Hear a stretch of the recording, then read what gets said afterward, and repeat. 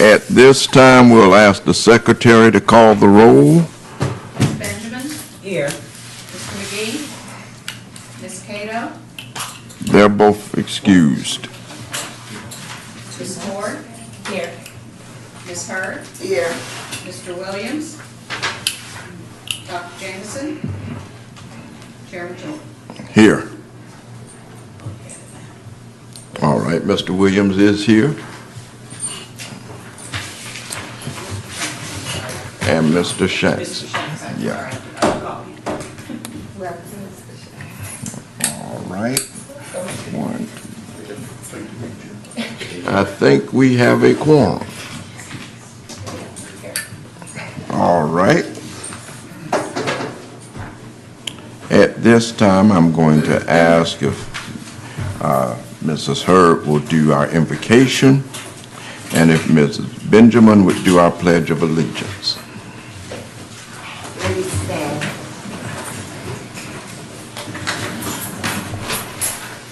Father in heaven, as we come this afternoon to this meeting of the City of Daytona, we ask you to guide our footstep, guide our mouth, guide our heart, and do the right thing for the City of Daytona Beach. We ask you to guide those, bless those that are not in attendance.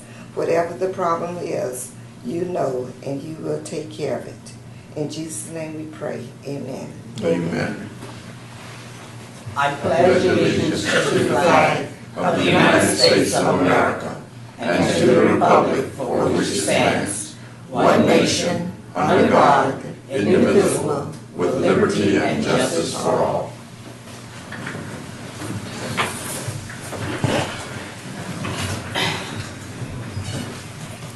At this time, I trust that all the board members have had a chance to read the minutes from the June 11th meeting. And if so, what is your pleasure? Mr. Chairman, I make a motion that the minutes be accepted with the necessary corrections, if any. It has been properly moved and seconded that the minutes be accepted with the necessary corrections, if any. Are you ready for the question? All those in favor, let it be known by the sign aye. Aye. Opposed, like sign. And that motion carries. Next, we have our staff report. Have you all had a chance to look over the ComStat report? All right. Are there any concerns that we can send to Captain Blanchett so he can be here next time to go over them with us? I know I'm still concerned about the sexual batteries. Yes. Especially on a child. Yes.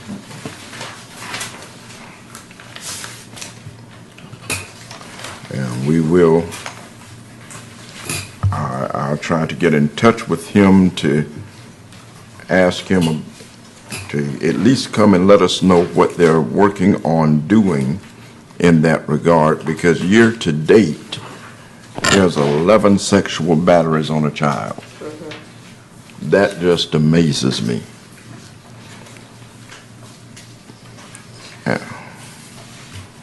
But otherwise, the ComStat report, we see that there are some decreases going on, but we do need to continue to work. And I know Dr. Jameson is working on putting together a poster to get to the churches. She's working with Captain Blanchett, and then we'll bring it to Mr. Berger so that we can get that approved through our attorney to make sure that we're not violating any laws with the way the wording is. But we want to get that information out to our public, and one of the best ways is still through the barber shops and the churches. So we need to get that out. And also we'll get one for your for the neighborhood watch. Okay. No discussion on the police report. Any discussion on code enforcement? All right, Ms. Hurd.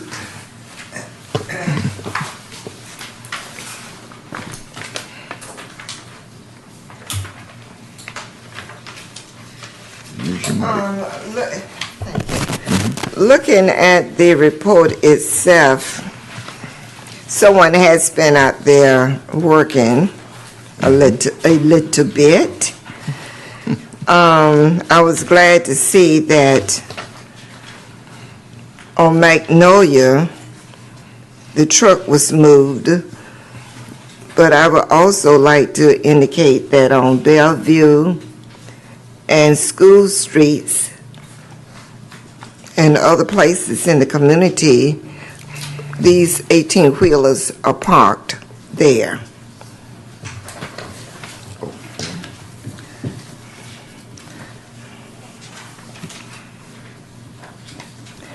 Anything?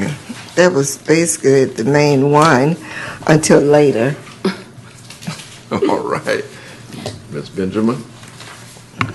I'm still inquiring about the place on Martin Luther King that put up the wood fence. The restaurant Oh. place.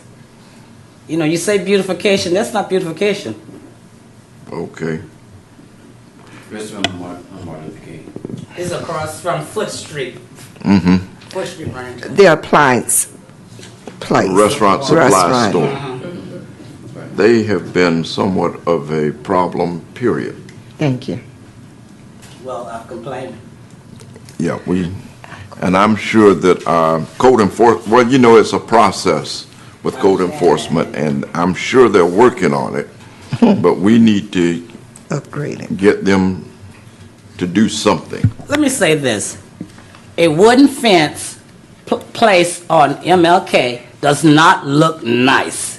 That's If that true. would have been any of those other buildings, they would have, code enforcement would have fined them. Now, and I see you, Ms. Hurd. I have a question. Don't they have to get a permit before they put up a fence? Yes. And that permit should indicate the type of fence they're putting up, shouldn't it? It typically does, yes. So, Okay. I'm assuming we should look into this because we can, unless you know already, Charles, we'll just pull that permit and get you the information so we understand the process. And I know I haven't seen it. Charles? Okay, so we need to look at it. Okay. Get back to you on what that is. Okay. Thank you. Thank you. Inasmuch as that was brought up, I would love to indicate something about code enforcement. From Orange Avenue north to Foot Street, I'm going to say what I said several months ago. It looks bad. It looks like a Congo.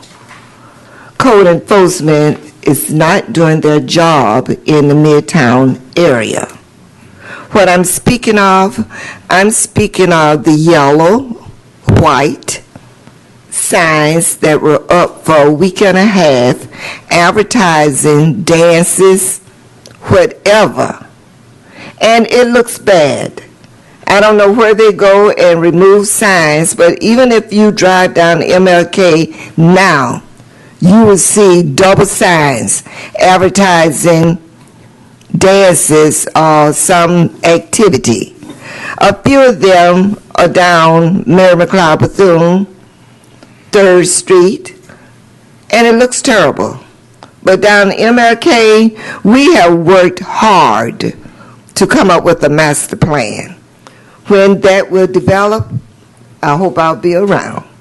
But we're not getting anywhere when we let these things go on. That's the same thing I said about the churches around here.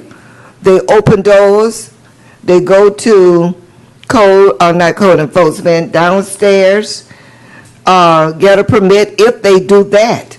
but they don't come through Midtown. Why are we here? Why are we here? Can anyone answer that? If the people going to open businesses and everything and don't come through Midtown. So the signs are terrible. And I am still concerned about people open up with churches, places of worship, and they know better.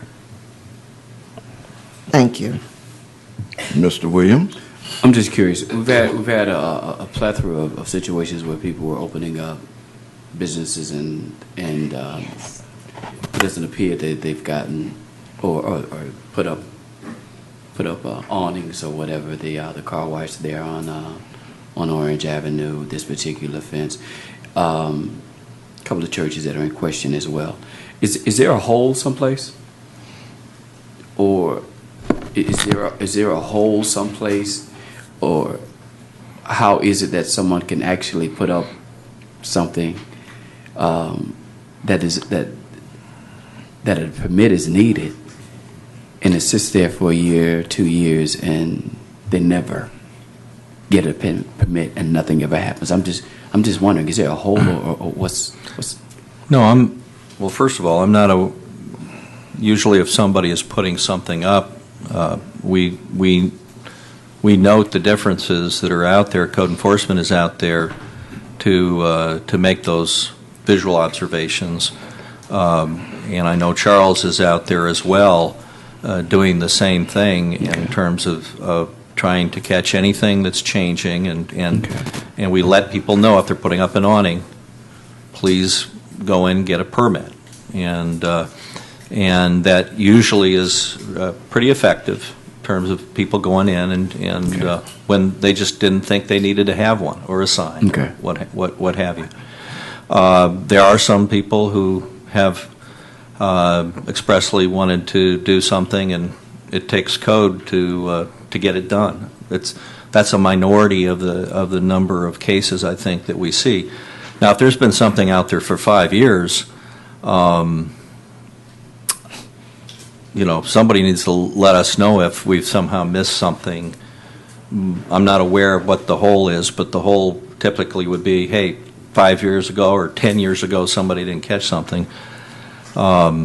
It's really at that point we're talking about a lot of work to go back and try to find something.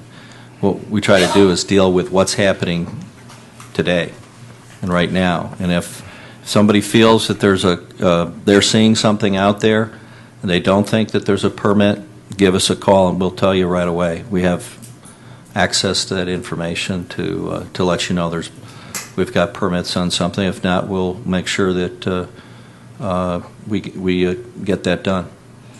Now, just before I go to you, Ms. Hurd, one of the things that if I'm not mistaken, one of the primary things that we deal with here is site plan reviews. Correct. So therefore, if that business or the building has been occupied within, is it 36 months? In 90 no, days. 90 days. I'm sorry, in 3 months. If it's been occupied, they don't need a new site plan. Is that correct? There are some circumstances where there might be a new a site plan required, but the 90 days we're talking about is an abandonment provision. Right. Depends on if somebody's doing an addition or there's something else that's happening. But if you want a sign or a fence, that's another permit that you have to get. And regardless. Therefore, they still would need to. Would they still need to come before the Midtown Board if it's in Midtown? There's no reason to come to the Midtown Board for signs, permits, or any of those items. That's not something that the redevelopment boards review. Okay. Ms. Hurd? Question. Well, I've been talking about the Mormon Realty for the past year, and no one told me anything. But I want to also ask you, why is it that the city allowed another hair shop on Orange Avenue, 3 within 2 blocks? A hair shop opened up at the pharmacy on the corner Adams and Orange Avenue.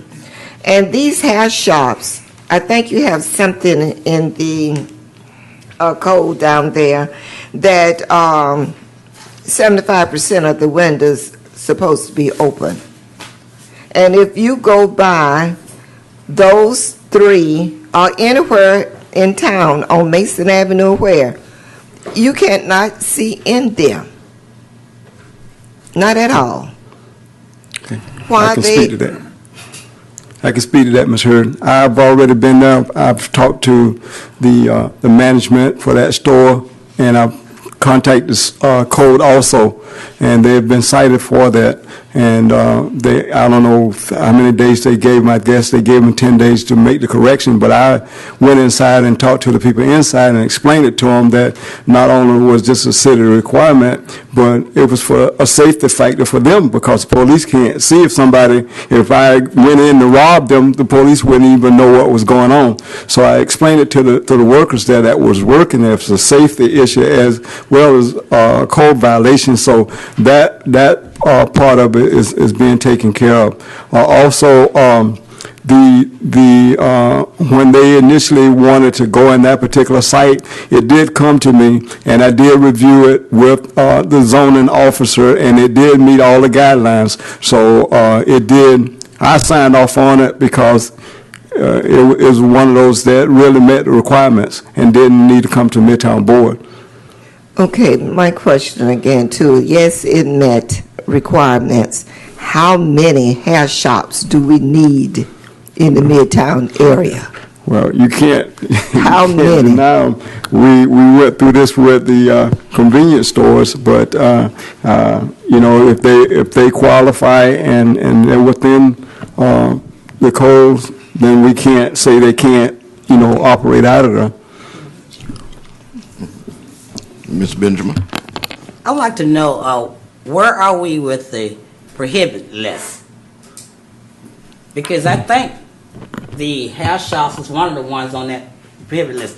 I knew it came back, and then it was supposed to go back again before with the planning board or whatever.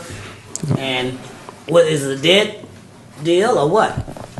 Because that's why these places are popping up all over town in Midtown, because there's no prohibit stopping them from putting these places there. And I agree with you 100%. We don't need all of those hair shops over there. And they don't wear hair. And they don't contribute anything back to the community. They don't wear hair. Okay. Well, people wear wigs too, besides black people. All right. I'm taking note of the hair shops, and I'm taking note of churches. That's been an issue. Yeah, the church part of it, and I haven't even told Reed this, that today I found another one. I've been riding around town looking for churches and, making a note of them, and I found one today in the Daytona Mall that I didn't know was there. Yeah. And it's hidden really back in there. What Charles is saying too is that what we're doing is we know what we have as churches that have an occupancy permit, and there were a dozen in Midtown, a dozen. So we know there's a lot more than that, and we're just trying to get a handle on what's out in the field and get all the facts, and then we'll go from there. But if you run into something and you don't think that we have it, please let us know, because this one, I had no idea that one was there, because it got a sign outside, but it's a very small sign, and just so happened I was just strolling along, and I said, and I went inside, and it's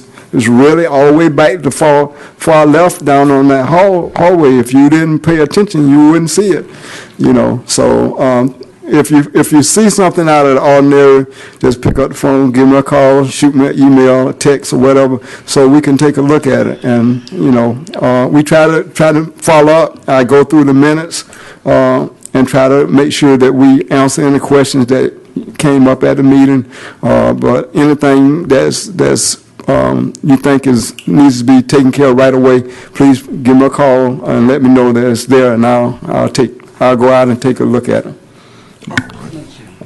I still want to know about the prohibit list. Let me jump in on that one if I could, Mr. Chairman. Ms. Benjamin, the prohibited list went through the process. The commission made its final decision, and so what was decided is not to go any further with a number of the uses that were requested to be prohibited. That's the last decision that was made. There was no decision to go any further with addressing additional prohibited uses. What we are doing is we are going through the final process for the Land Development Code in the total rewrite. So this is the process. They had a meeting, a public meeting as of yesterday for the committee that's been reviewing this, which is made up part of the planning board members, part of the economic development committee, as you know. And they are now finished with their assignment, their task. The next step is Clarion is going back and taking that information, including a complete rewrite for the Midtown redevelopment area. In that we are taking that Midtown plan, working with Craig Huffman, who was the architect, who author of the Midtown Master Plan. And through those changes, we're changing and making recommendations, the use table, to try to address some of these things that have come up as prohibited uses. Now, as we go through this, and the challenge between now and the adoption of this are going to be certainly some of the legal issues that come up with just prohibiting and removing some of the property rights that come with a piece of property. Well, one day I could do this, and now this use I can't have on my property anymore. Okay, there's potentially you're opening up some legal issues, but we're trying to address that right now. Put that in so that in September, I believe, is the tentative schedule for bringing this back to the planning board and Clarion to report back with a document that we can begin to review, and with the whole idea that by November, December, the City Commission is going to be reviewing that final document, and by the end of the year, it's not a promise, but it is the expectation that Land Development Code will be approved. Okay. You're welcome.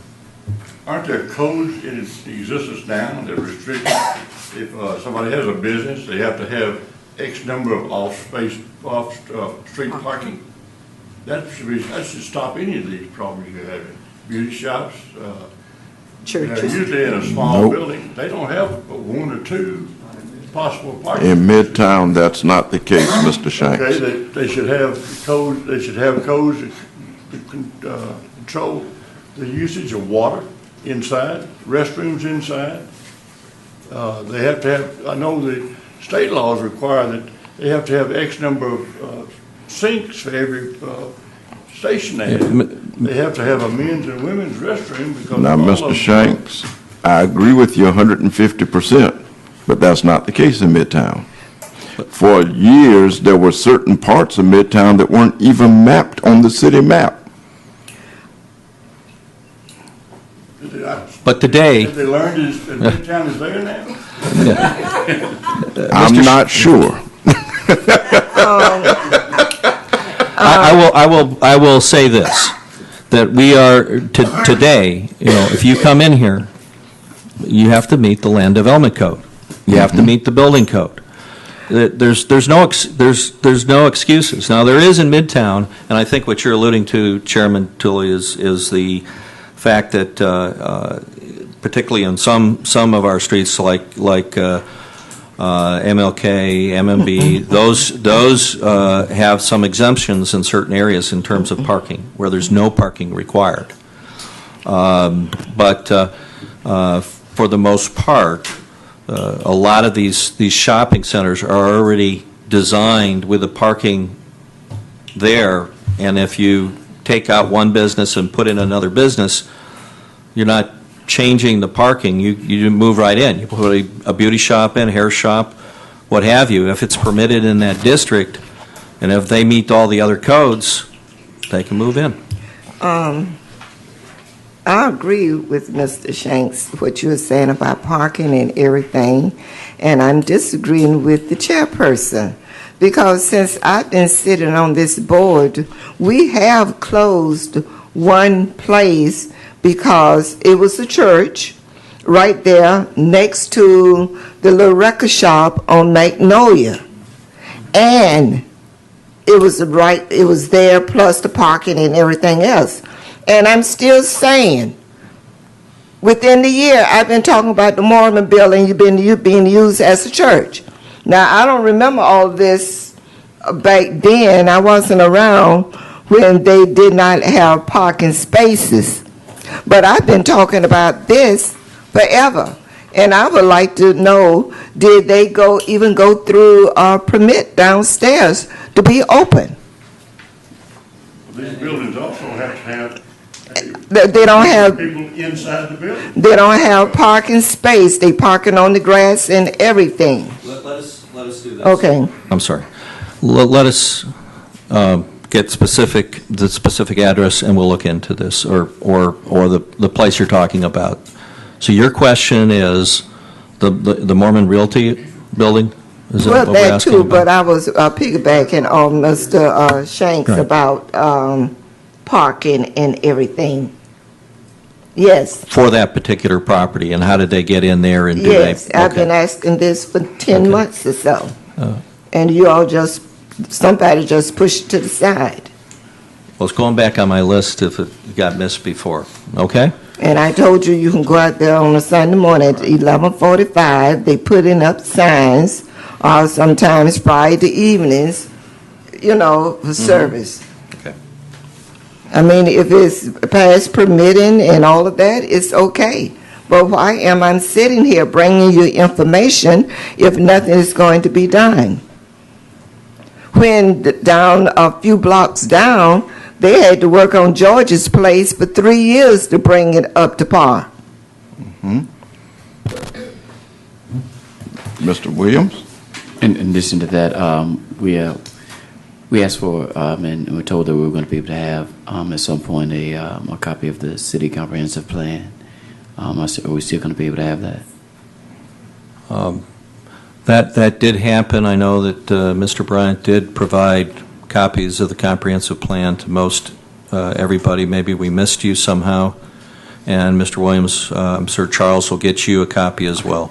Thank you. And for anyone, they can get it online as well. It's a fairly lengthy, large document, so always we encourage everyone to try to use all the resources we have on that website. In fact, I now almost exclusively try to use for the code and the comp plan and everything, and go right to the computer whenever I can. It's getting a lot better in terms of getting in there, ease of access. Okay. Ms. Ford, did you have anything on code enforcement?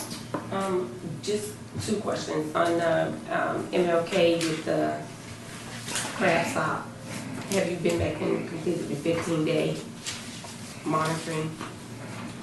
Because I see the dates were 6/19, 6/21, and then it's another 15-day compliance. I haven't checked with officer Lopez on that. Okay. And then one other thing about the hair shop. It doesn't matter to me either way, but I do understand what the ladies are saying. But I want to know the one that's in the plaza with churches, because that one has been in existence for a couple of years. But I know their windows are totally covered. You can't even see inside that one, more so than the new one. It's a little beauty supply right there next to churches. And theirs have huge signs and posters, I mean, with hairstyles, but you can't see into that one at all. And that's the same as on Mason, but that is not in Midtown. But this one is, It's because a that's house. on Orange You, Avenue. you raise a good point, and I think anytime that you're a code enforcement person, you want to be consistent across the board. So if they see other things, they need to do it at the same time. So we'll note that for them. I think Charles addressed that particular one, or one of those. Am I correct, Charles? They've been cited many times. Yeah, probably both have been cited, but we'll make sure that we're back to them on those. Okay. Moving to item number 7 on the agenda, action item DEV 213060, Site Plan Atlantic Drilling Corps.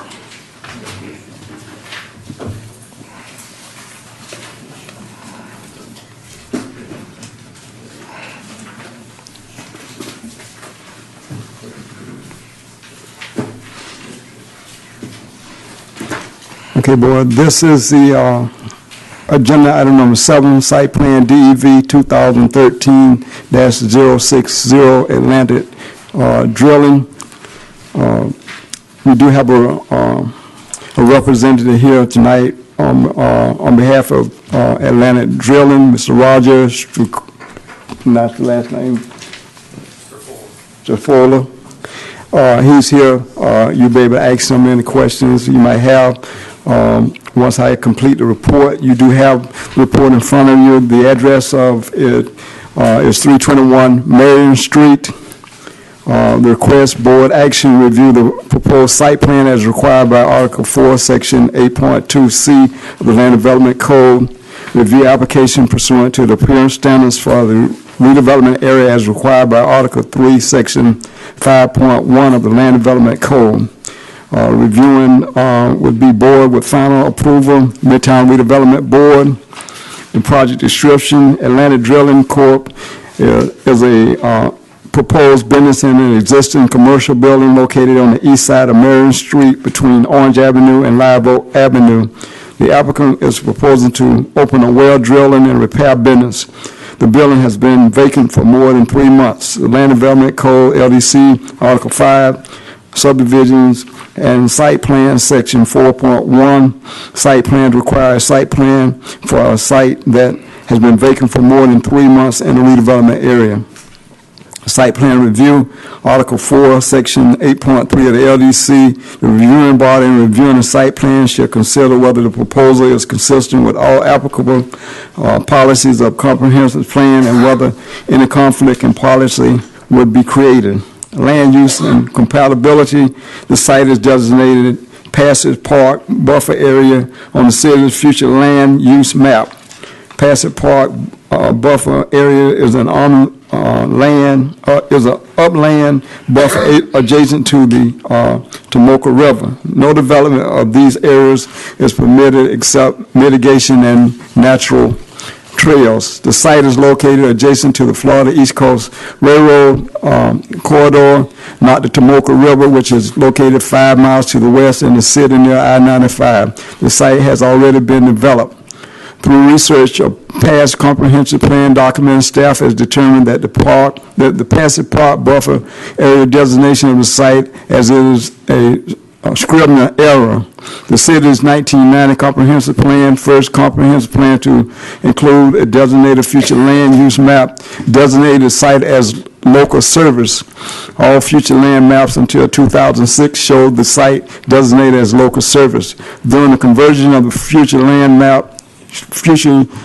use map to the GIS-based map in 2007, Ordinance 07-237, the site designation for the first time is shown as Passage Park/buffer area in the adopted GIS map. Staff reports for the City Commission adoption of the map conversion state that the map conversion was not intended to be amended. Any land use designation of specific parcels as part of the GIS map adoption. From 1990 until the present, there are no specific requests or adopted by the City Commission of future land use designation changes on this site. The appropriate future land use designation for the site is local service. Local service is an area generally containing industrial and service-related activities catering to local markets. Floor area ratio should not exceed 1. The project has a floor area ratio of 0.17. The project is a commercial use seeking to occupy an existing commercial structure constructed in 1950 in accordance with applicable zoning and land development codes. In the effort at that time, the applicant is solely proposed to occupy the existing structure and not expand the structure. Zoning, the current zoning is M1, local service industry. Like I say, you do have a report. I read that specifically area so you can understand why the use of the zoning was changed, and staff did research to give you a better understanding of what it should be, and that zoning should be M1 local service industry. The structure is non-conforming due to its location with 5 feet of the south property line, which does not meet the side yard setback. Article 1, 5.2, non-conforming buildings and structures allow for the maintenance and repair of the existing structure, but not to be added onto. The applicant is not proposing any building additions. The site plan includes an existing light industry building located on a 0.2 acre site. The building is located in front of the property with parking in the rear. The requirements for parking requirements are that they have at least 3 parking spaces. This project has 4. Landscaping, the proposed landscaping plan is for an existing developed site. The land development codes require sites and redevelopment areas to be brought into compliance with the landscape requirements in Article 18, Section 2, to the greatest extent possible based on physical constraints of the site. The constraints of the site with the existing structure and pavement area allows for lot perimeter landscaping. The landscaping plan complies with the requirements in the LDC. You do have a copy in your packet of the landscape plans that were presented. The signage, the applicant is proposing a wall sign which is permitted that will meet the LDC requirements. Design guidelines, requirements for redevelopment district.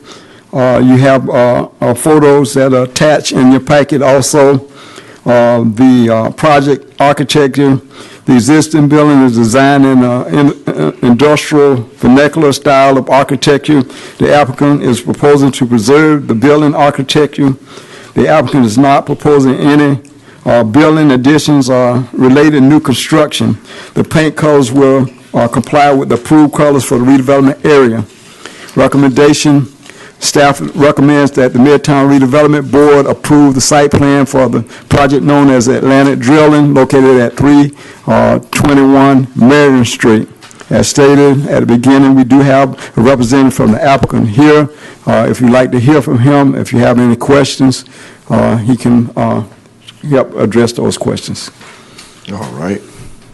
Thank you, Mr. Bryant.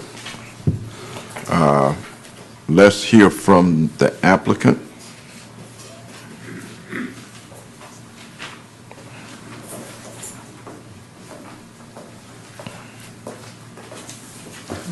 Chairman Tooley, members of the Midtown Redevelopment Board, my name is Roger Stracula of Upham Inc., 265 Kenilworth Avenue, Ormond Beach.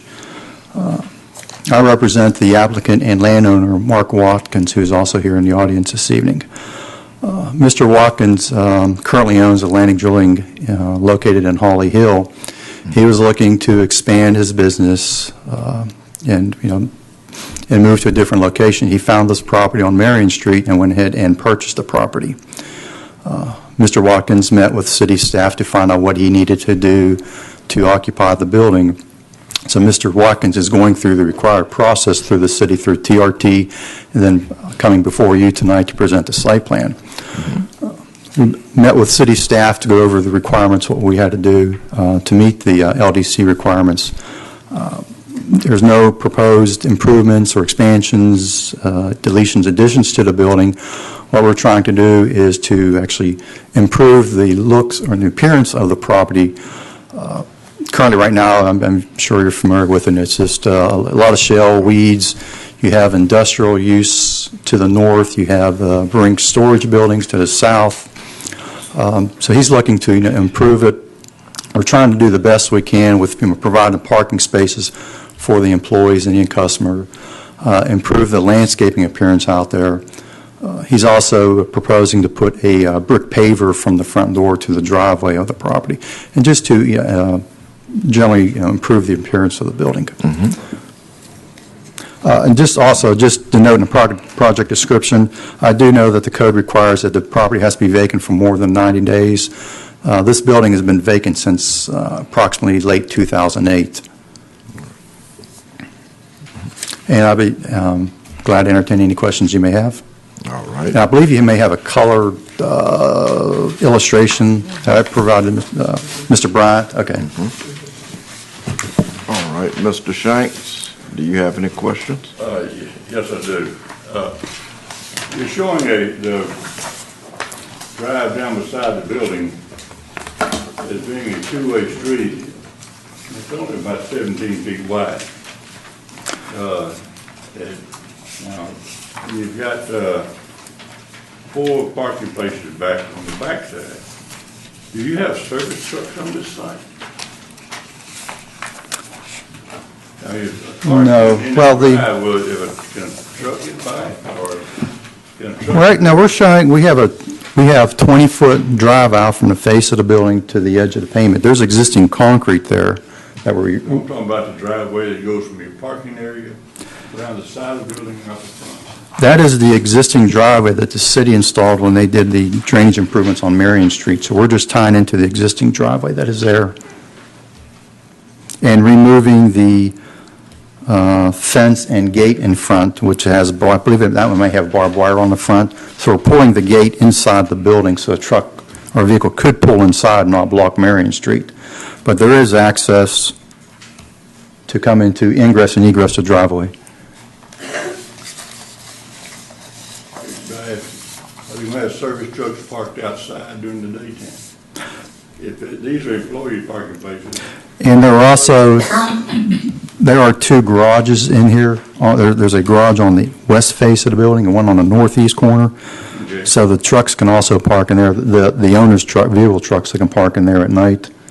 During the daytime, the trucks would be out in the field. And he only has, it's 3 employees, Mr. Watkins and his wife, and then another employee.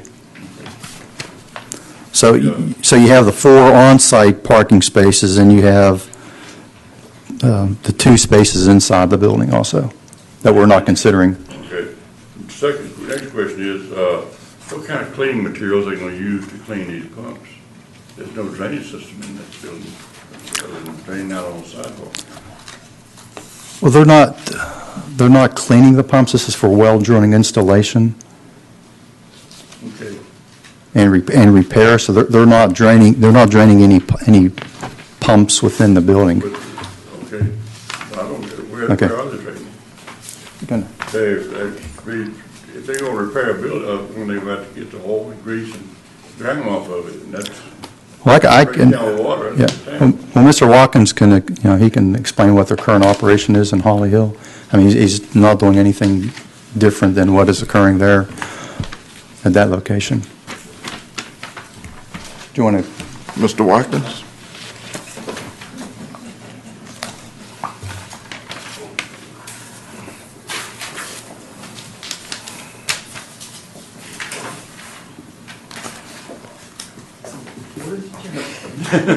And if you could, please give us your name and address. My name and address, Mark Watkins, 1219 Bel Air Drive, Daytona Beach, Florida. All right.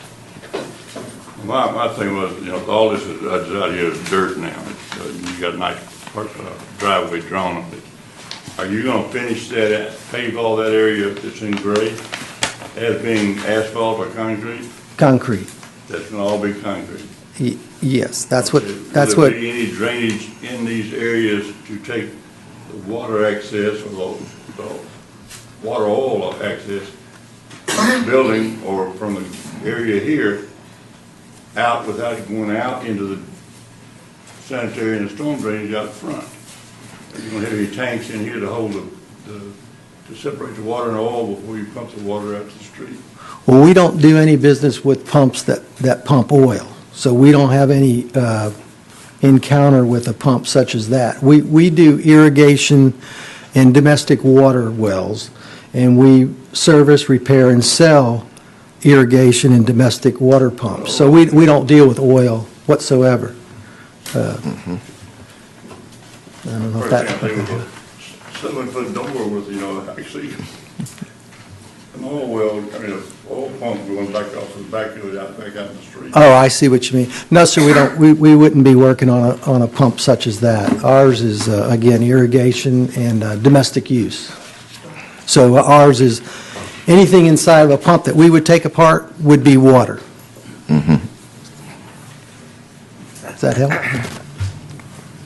Come back. Just a second. Okay. Mr. Williams? Okay. Ms. Ford? Ms. Hurd? Mr. Watkins. Yes, ma'am. Y'all relax. We are 2 tenths up here. I was about to ask about the same question, but Okay. mine was more in a joke. Oh, okay. It indicated that you open a well driller and repair business. Now, I want you to laugh. You want me to bring my repair business to the shop? Or are you going to come out to the house? We typically come out to the house. Okay, We then. do. But I'd love for you to bring it to the shop to help me pay for it. So it would be a good thing. Please tell your friends. Repair, okay, all I'm right. so happy I'm not trying to open up a hair salon. I don't have much, so, All right.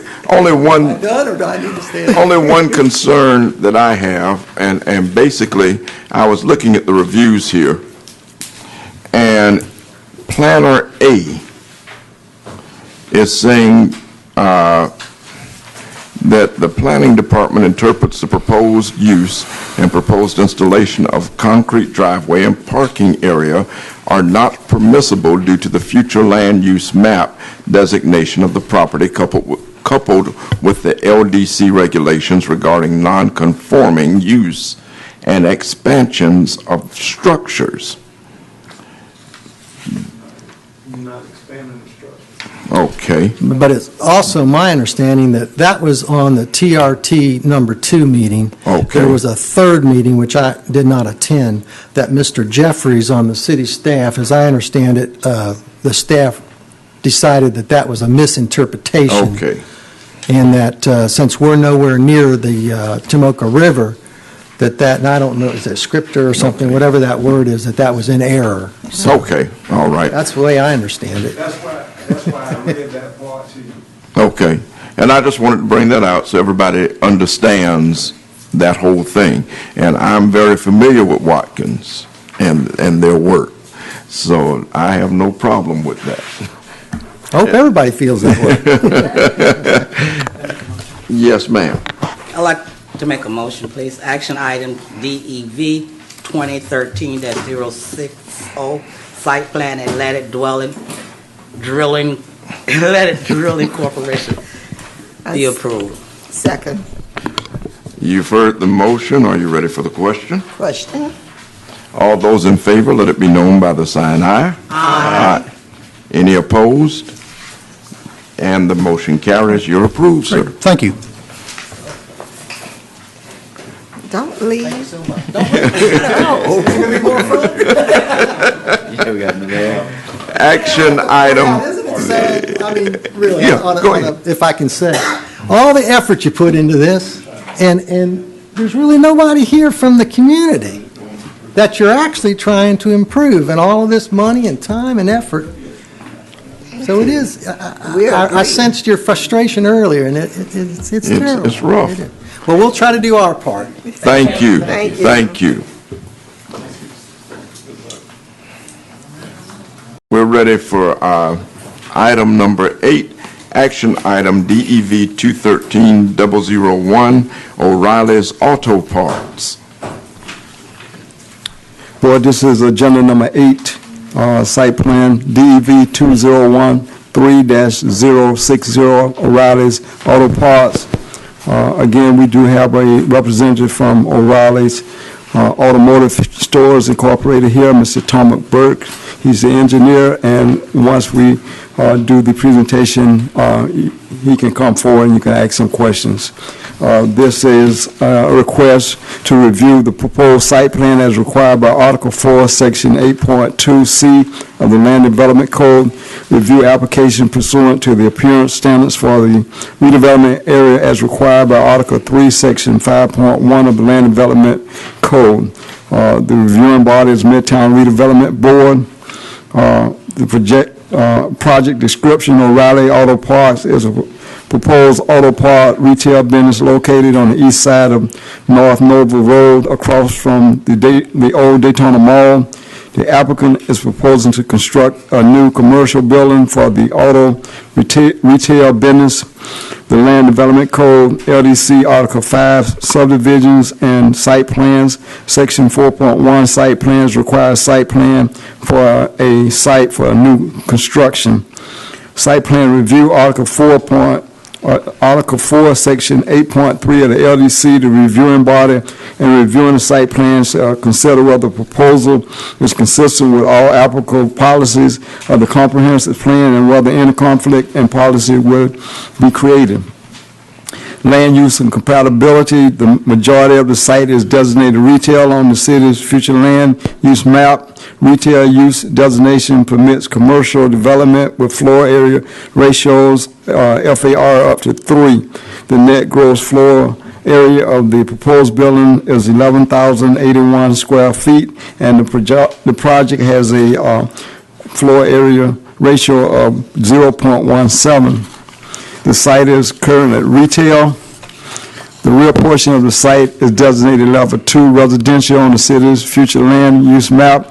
The applicant is proposing to place stormwater retention pond in the portion of the property designated residential. The site was previously developed with a retail commercial use, and the proposed retail use is a compatible use with the adjacent retail uses along Noble Road. The Land Development Code, Article 18.1, requires more intense uses, such as retail, commercial, to be constructed in a manner that will not impact lower intensive uses, such as single-family homes. The existing building is oriented toward the commercial street Nova Road. The proposed building is designated with a modern commercial architectural style consistent with other commercial buildings along Nova Road. The project is required to have a 10-foot buffer with a hedge along the rear yard where the project is across from the street from single-family uses. The proposed building is set back 115 feet from the rear yard line, exceeding the required setback of 10 feet. The property has an existing wall along the rear yard which will remain. The property meets all compatible requirements in the LDC. Zoning. The current zoning is BA, Business Automotive. The purpose of this district is to provide for the appropriate location of offices, retail, sales, and services, and to promote functional groupings of office and commercial uses for the convenience and for the mutual benefit of uses within each district.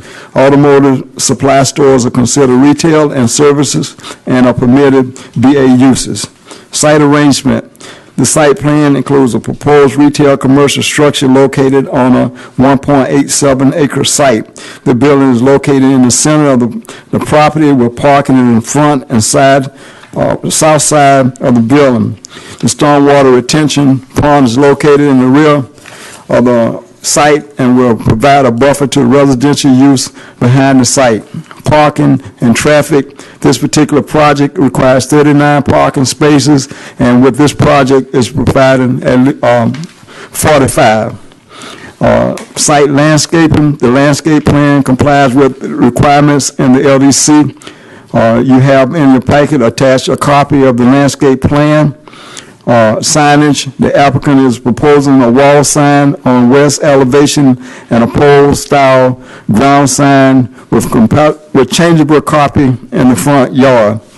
The wall sign is permitted and meets the LDC requirements. Ground signs are permitted, but the redevelopment design standards for signs do not permit pole-style ground signs. Ground signs are required to be a monument sign with a base that complements the architecture of the building. The changeable copy area may not exceed 25% of the sign face. Design guidelines and requirements for redevelopment district. You have in your packet copies of the existing structure. The following is a summary and staff response for standards of Article 12, Section 2.1 of the Land Development Code. Project architecture, the applicant is proposing to construct a new commercial building that will have permeable windows that front the parking lot and includes design features on the facade that promote a sense of premise. Building scale, the building is one story, which is similar to other buildings on Nova Road. Building materials, the proposed building materials are of a high quality, including stucco as facade treatment. The building materials promote a sense of premise. The paint colors will comply with approved colors for redevelopment areas. Staff recommendation is that staff recommends that the Midtown Redevelopment Area Board approve the site plan for the project known as O'Reilly Auto Parts located at 145 North Nova Road, subject to any outstanding staff comments, including revisions to the ground sign to comply with the redevelopment design standards for signs. Okay, thank you, sir. The representative for the applicant is here if you want to come forward. Yes, Mr. Burke.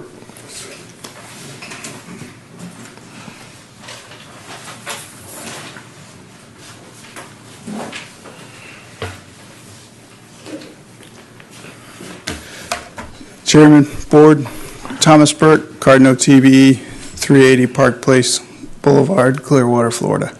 All right. Okay, do any of the board members have any questions of the applicant? Ms. Benjamin? No. All right. I have one. Mr. Shanks? Yes, sir.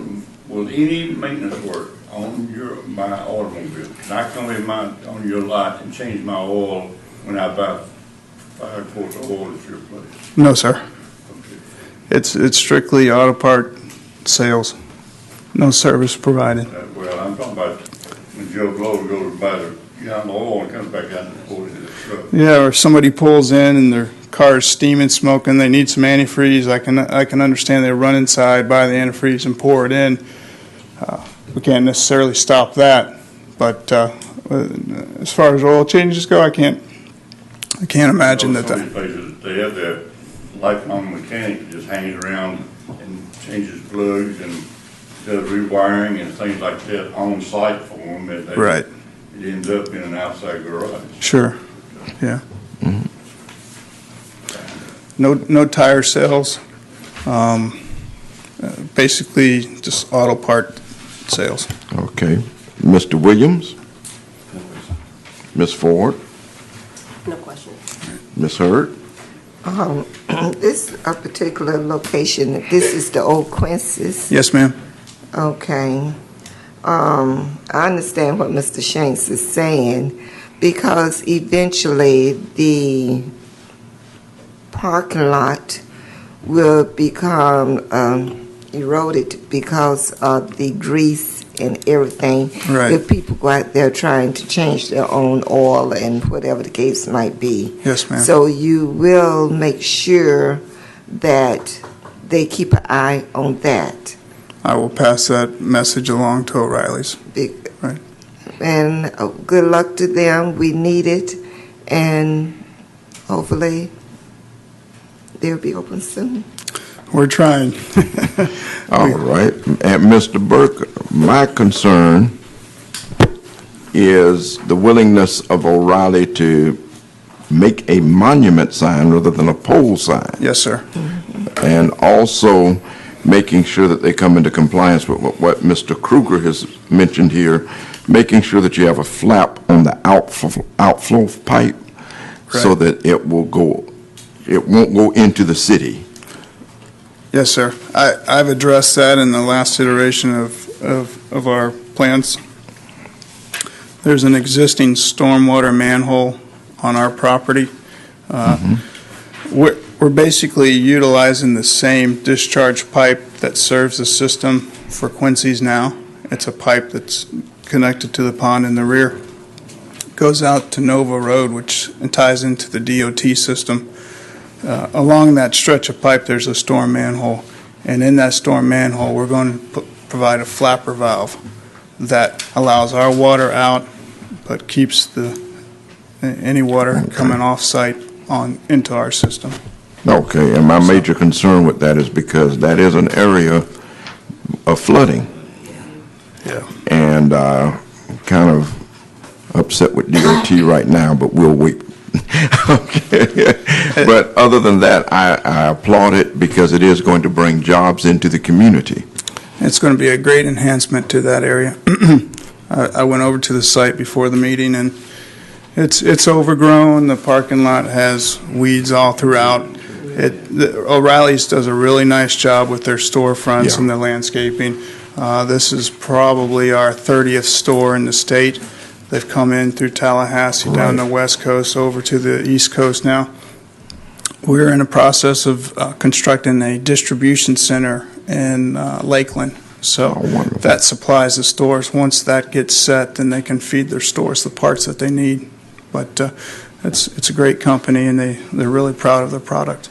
O'Reilly's does a good job. So I thank you. And right. are there, if no other comments, we are ready for a motion? Chairman Yes, Tully, Mr. Berger. if I may, I just want to clarify. You mentioned changing the pole sign to a monument sign, is that correct? Right. And that's acceptable to you? That's acceptable. To make that change on the site plan? that's correct. Okay. On my plan now, I show a pole sign, but Right. we do have a monument sign version of that, and we'll be consistent with the redevelopment design standards. Very good. So, Thank you. All right. We're ready for a motion.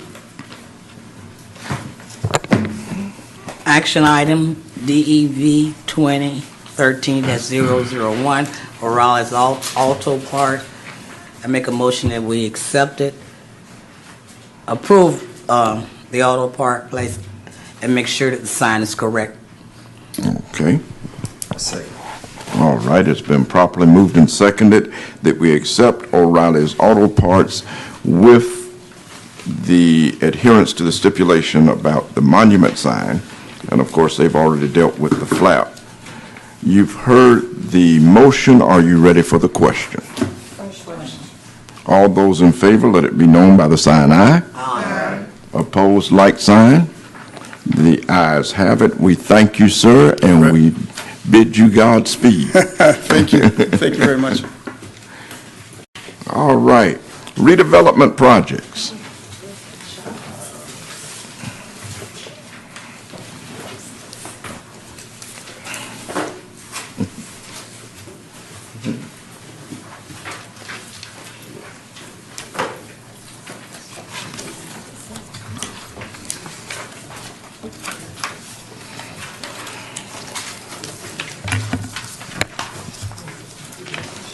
Okay.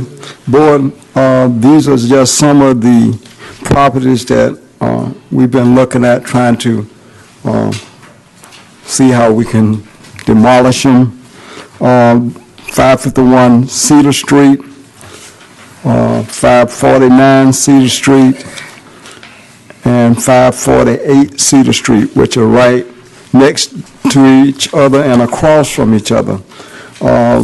The property located at 548 Cedar Street has been a problem for a long time because the person living in that property was homestead, and we had a problem dealing with that property owner. He's since deceased, and we're looking at working with code enforcement to see how we can do something with those 3 properties. The 551 Cedar Street is the property you see boarded up. We had it boarded up because we had people living in there.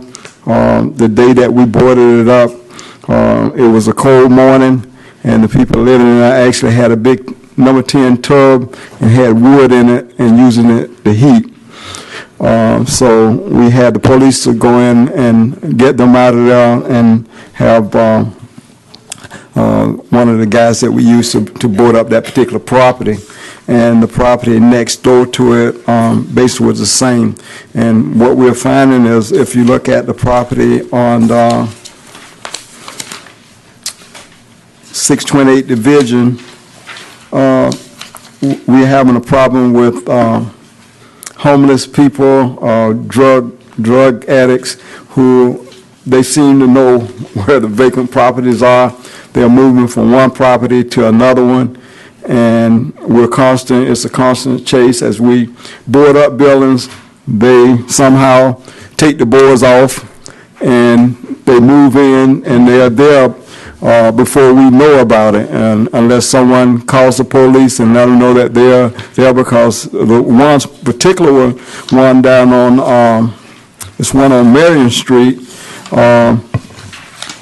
I don't think I have it in here, but the one on Marion Street, I talked about that one in May, and I talked with Chairman Tooley on that one. The way the property is situated is sort of like the one that's 628. that's on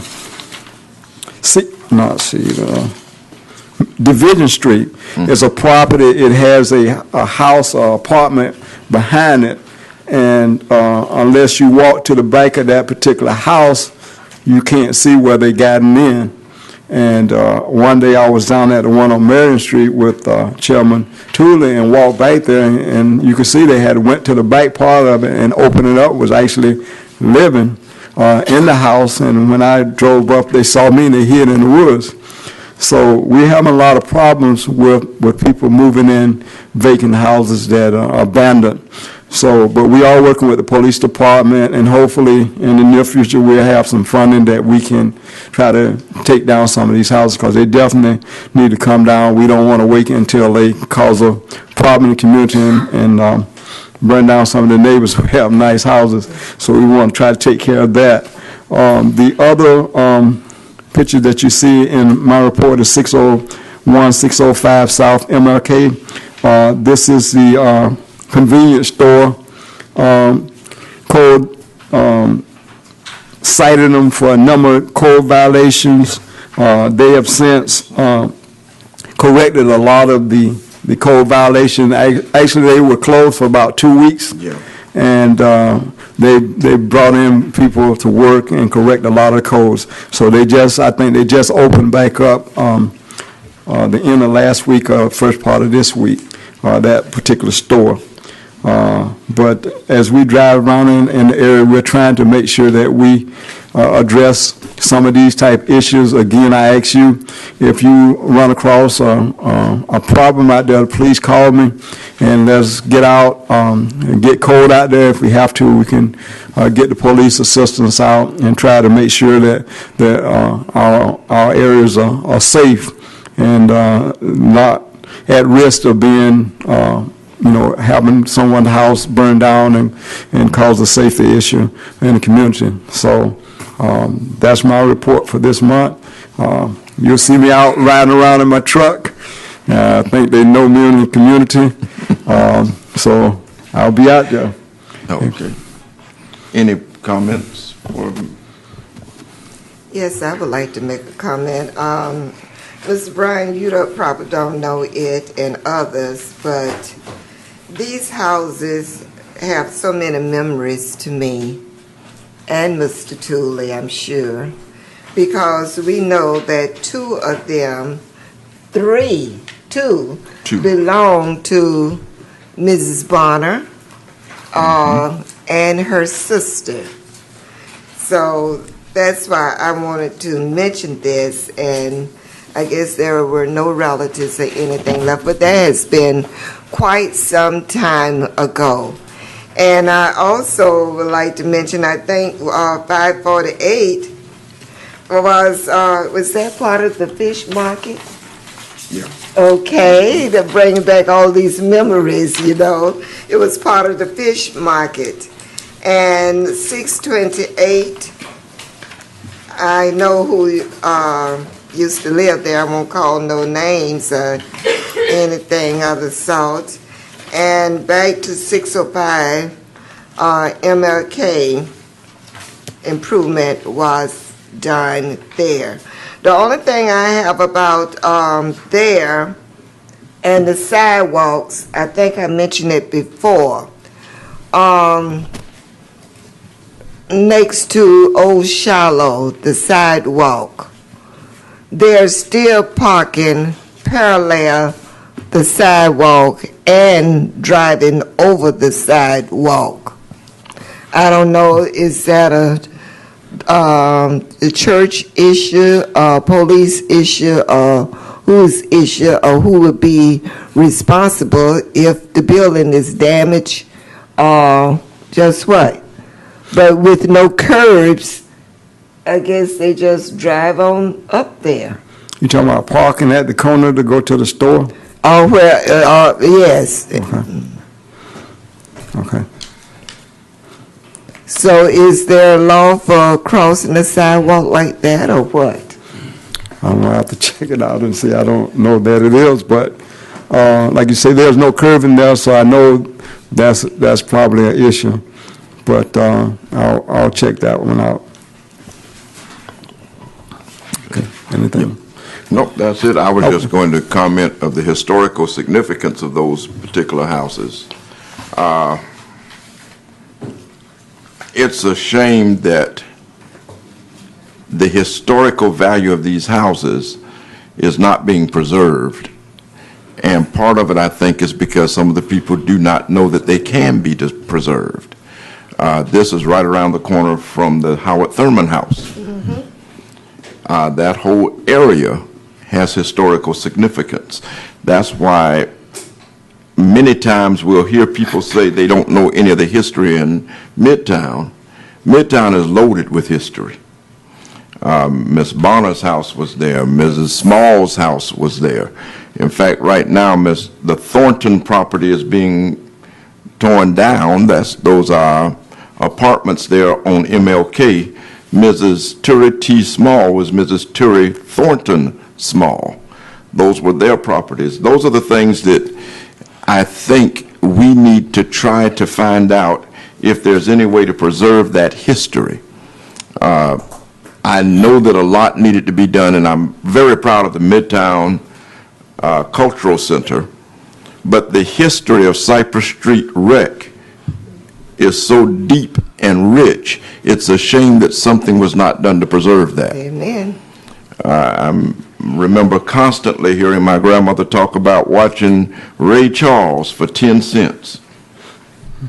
And Gladys Knight boarded her midnight train right here in Daytona and made it to Georgia. But we thank you for your report, Mr. Bryant. You've done a marvelous job, and the look of that store there on MLK is a drastic difference. It makes a huge difference, and we appreciate that. And the sidewalks along Cedar Street are a welcome addition in Cedar and South. Now, if they just get down Marion, I'll be real happy. But one last thing, I just want the board to remember Mayor Bud Asher and his family in your prayers. He was a long-time contributor to this community, especially the African-American community. He helped a lot of young men and young women go forward in their careers, and he's passed on. And I just want us to remember the good work that he did for the community in all aspects, and the time that he put in this community. I know he's going to, we having a motorcade that's going to be coming by City Hall on tomorrow. So if you have an opportunity to attend the service or whatever condolence that you can relate to the family, we really appreciate it, because he was someone that really made a big contribution to this community, and we don't want to forget that. Thank you, sir. At this time, we're open for public comments.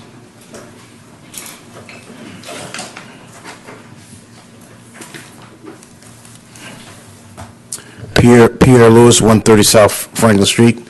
Good evening to the board. Good to see you, Mr. Ryan. evening. I agree with the chairman what you were saying about we lost a large bit of the Cypress area. The Cypress pool was there before. Because I remember my dad told me where that was one of the original, I guess, Negro baseball teams used to play in that area. That's right. And now when you look at it, because everybody knows I have 3 computer centers and they're predominantly youth centers, I tell them, well, that area right there, and they say, what area, Mr. Pierre?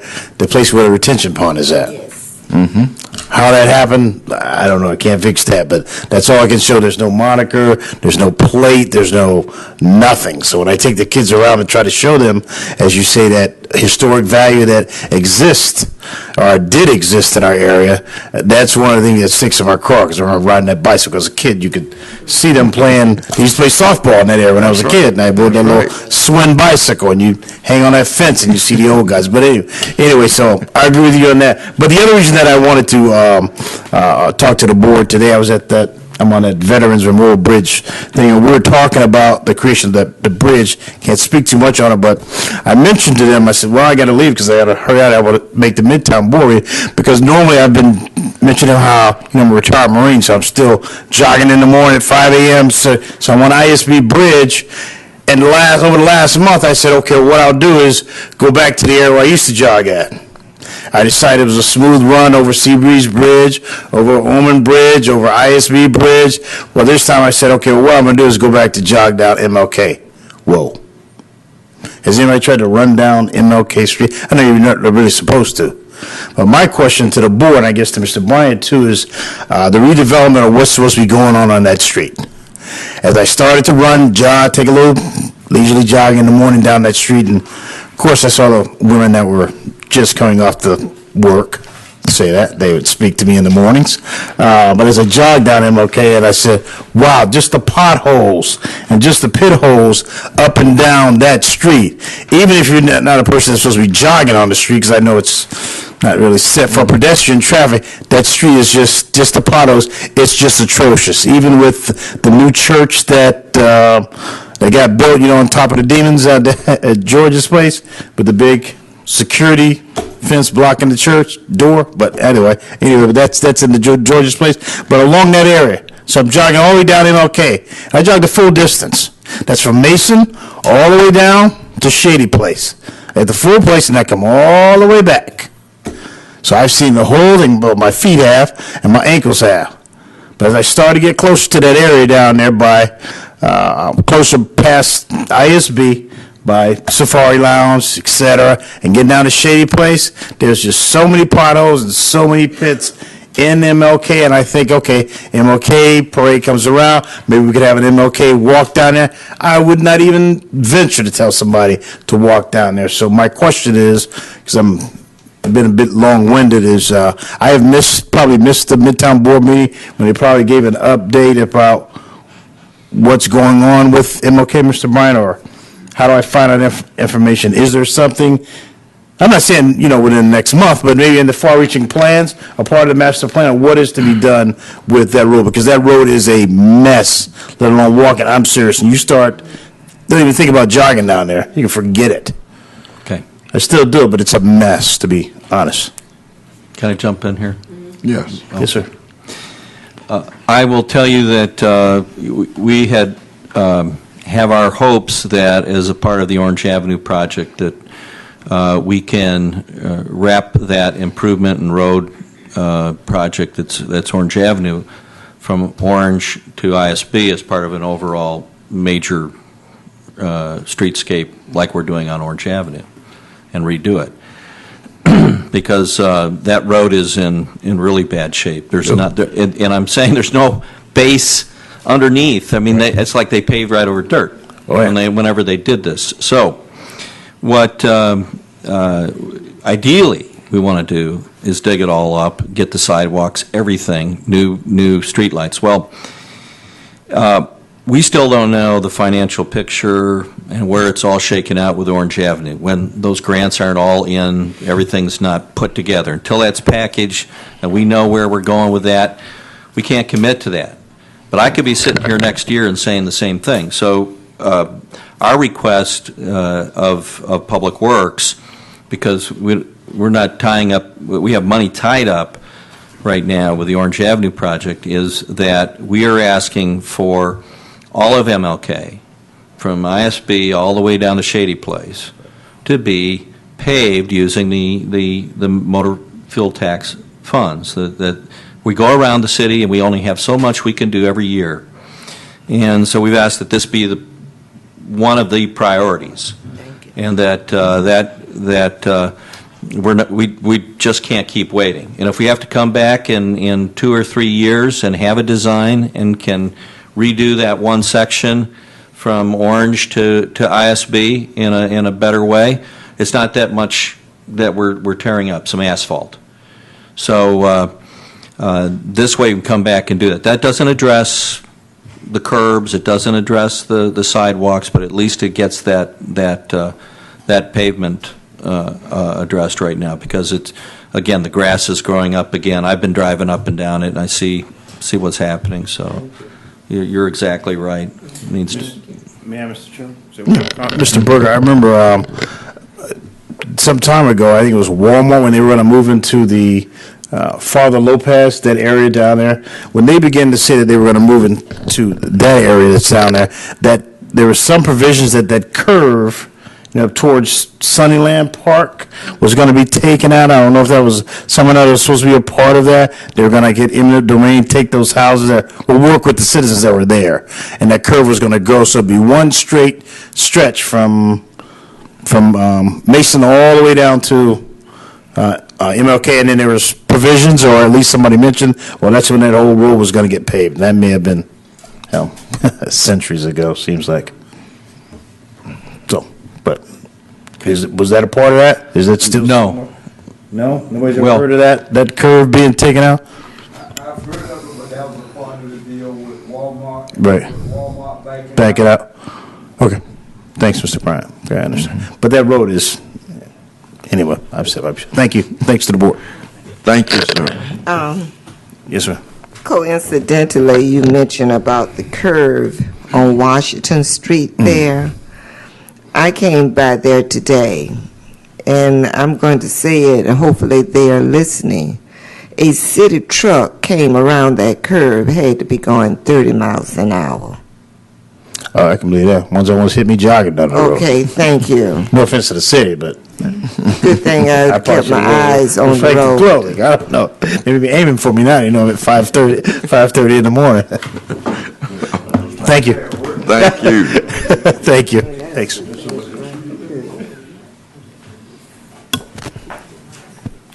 Good evening. I'm Bob Williams, 303 North Clyde Morris, where I'm honored to serve at Halifax Health. I'm actually here tonight representing the Daytona Regional Chamber of Commerce. I'll be honest with you, I really didn't plan to speak. I wanted to sit inconspicuously in the crowd in the back of the room and listen and observe, but I figured I better at least come and introduce myself. It is an objective of the Daytona Regional Chamber to support the redevelopment and the growth of all of our community. Obviously, there's a lot going on the beach side, and that's important to us. We're all pleased with what's going on out at the Speedway, but it's also critically important what goes on in the heart of our city. And I just want to thank each and every one of you individually for the time and the commitment that you're spending. And we're observing. We're trying to figure out, are there initiatives? I know that there has been a master plan work that was done by Florida A&M, and there are components of that you'll be looking for. And if there are ways that the Daytona Regional Chamber can support you in what you're doing, I want you to know that that is a priority for us to do that. So, again, thank you so very much for your service to our community. Thank you, sir. Thank you. Thank you. Yes. Pierre Lewis, 130 South Franklin Street. One good note I just thought of too is that, so as I said, okay, well, I know MLK is not really designed for jogging anyway, it's really designed for, so I did want to comment on the fact that the Butts Archaeological Park that was there was designed for that, so I utilized that too. And the reason I wanted to mention that, because I know the reason that existed was through the hard work of the Midtown Board and to the Redevelopment Director, why they have that in the area. So I was impressed with that. I took my young cousin when he was in town, and we went bicycle riding and trying to get him to jog around that area. So it was good for him to see that. For a young kid, it's only 8 and 9, but it's tough to jog, because if you're jogging, you don't want concrete, you want asphalt, so I don't know who designed that one. But either way, I think it's great, and I appreciate that the board did that, and the young man had a great time. He didn't even think he was he said, "Am I still in Daytona?" I said, "Yeah, you're still in Daytona." He didn't even recognize it once we got inside the park. So thanks for that. All right. Board comments. Mr. Shanks. Well, today, riding over to our first site on Marion was my first adventure down Martin Luther King Boulevard. I only got one comment. Everything I heard is true. It looks exactly like a war zone. Thank It does. Every fence, there's not a single fence in there of the same style. There's not a single one that look like a truck backed into it. The overgrowth of some of the trees and shrubs along the street have pulled some of the fences. There's one wood picket fence that's completely pulled out about 12 to 15 inches out of the ground with the growth that's pulling it up out, going through it and pulling it up. So I'm allowed to sit here any other time, people I will push for MLK work. All right. Thank you, sir. Mr. Williams. No comments. Ms. Benjamin. I want to say tonight is my last night. I'm resigning from the planning board, so therefore I will not be your liaison person. And it's been a pleasure working with you all. And you all keep up the good work. Thank you, ma'am. Hate to see you go. Ms. Ford. I do want to say that I agree with you about MLK just from driving my car. And I drive a luxury car, so I shouldn't even feel the bumps that I do. I do feel them, just to tell you. So, and they do, and it's almost like, dang, do I want to tear my car riding up MLK? But that's a part of where I'm at. So I do agree that needs to be done. And just an update with the presentation on last meeting from Mrs. Powers and Mrs. Roundtree, Mrs. Hurd and I from the board, and Chairman Tooley, and a few others, we have gotten really involved with that project with those young ladies, trying to assist them with, starting a little program and getting to the heart of some of those kids that are at risk. We have met with them several times. We have been to several presentations with them. So right now, I think it's up and running. We got a church to donate the space, but we still want to keep in mind some future space for them to be able to have access to, because that church is right now is just a temporary placement.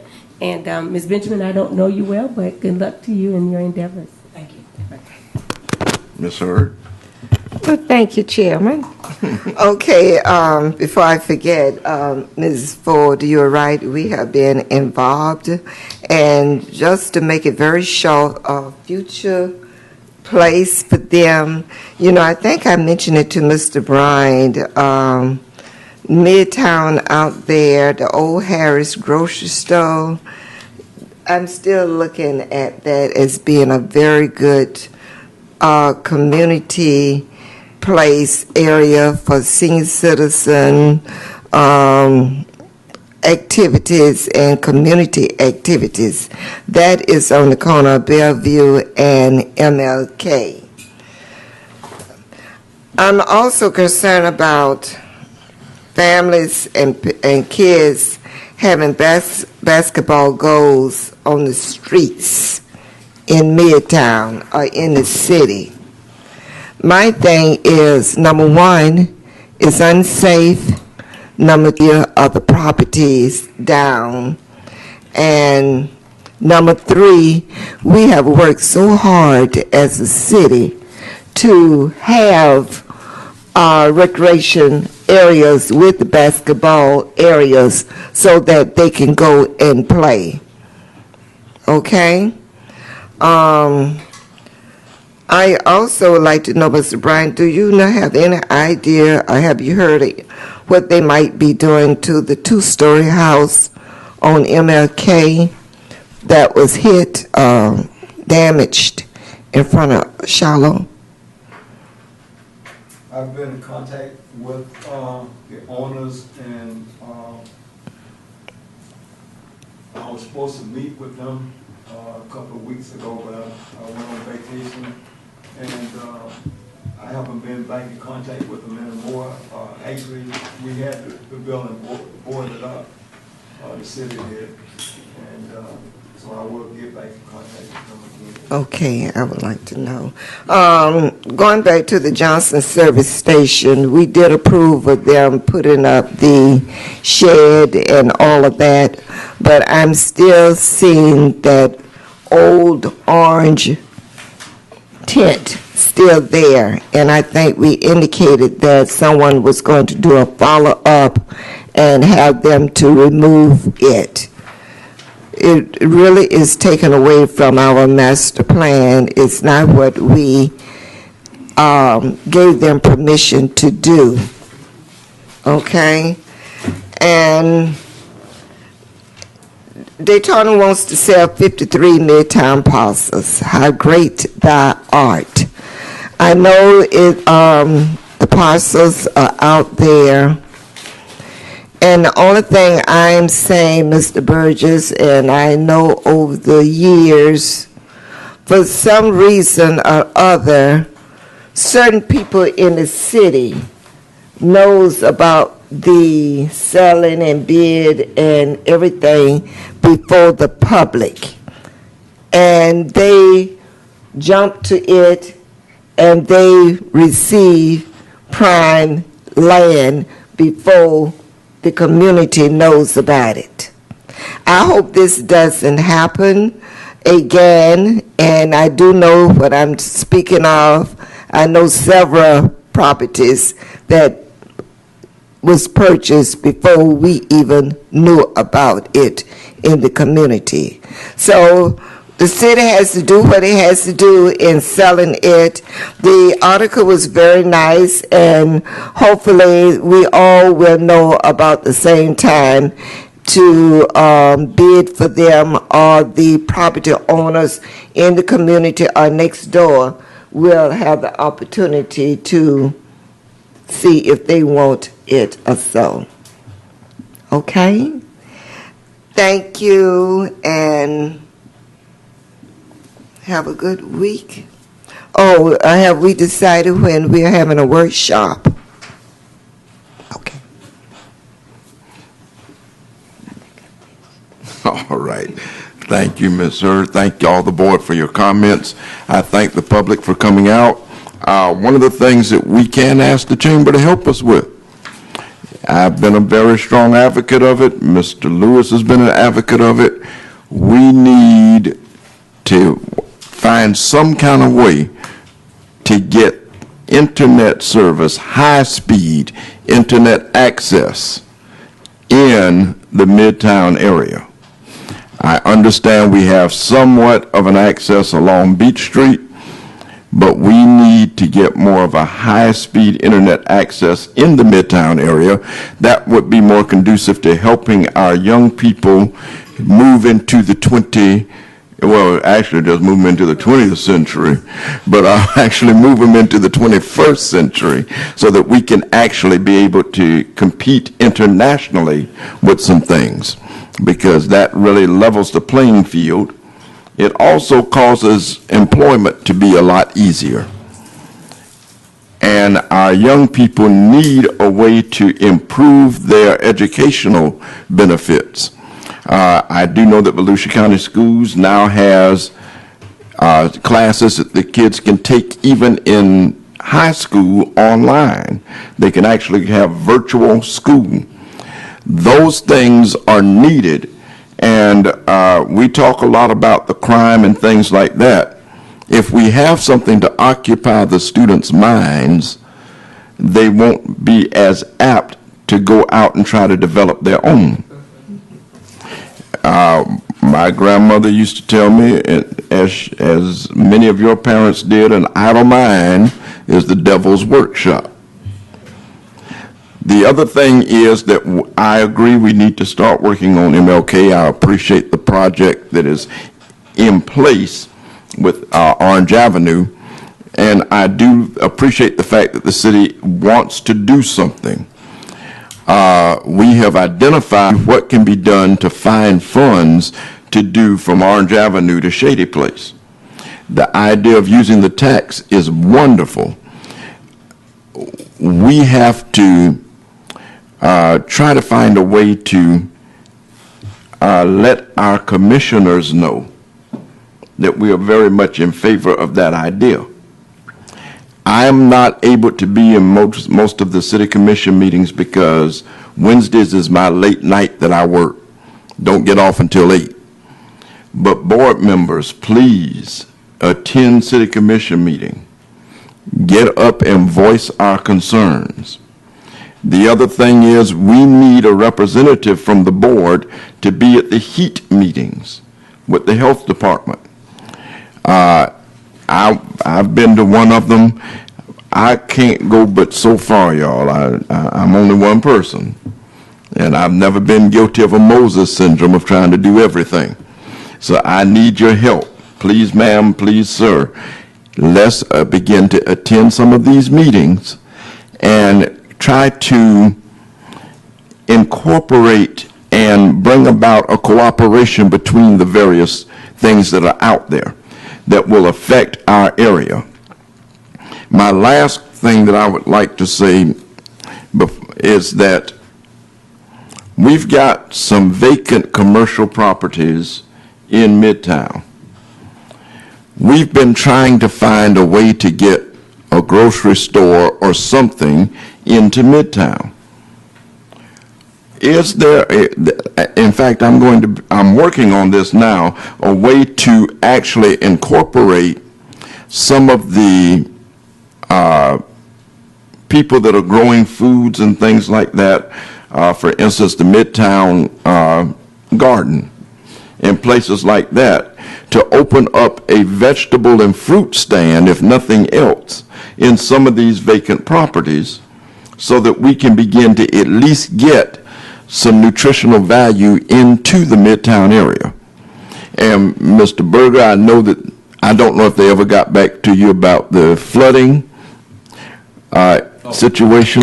Yes, I think, Charles, you have an update? You want to share that? Sir, Chairman, you're getting a little bit old. We had a discussion. I did send you some information that was sent through Susan Saborn. I'll send it out to you again. Okay, thank you. This was regarding the flooding that I guess Ms. Ponder had asked, and the information was sent to her. We sent it back out to you again. Thank you. While I'm here, two things.